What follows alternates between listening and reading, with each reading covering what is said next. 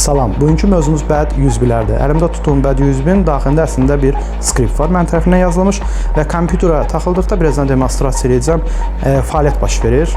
Belə ki, məqsəd nədədir? Tanımadığınız, əlinizə keçən hansı bir 101-i kompüterlərinizə qəti şəkildə taxmayın, məsləhət görmürəm. Çünki niyə?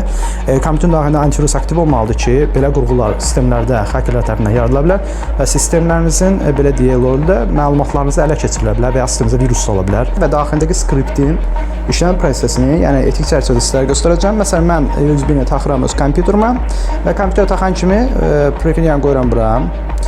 Sistemdə avtomatik mausa toxunmadan monitora baxırıq. Monitorda aktivlik gedir və avtomatik başlayır skript orada fəaliyyətə keçməyə. Məsələn, hansısa bir sayt qoya bilər. Mən öz skriptimi yazmışam. Orada terminallar açılır. Yəni, hacker içinə hansı bir skript qoyarsa özünə qoyur.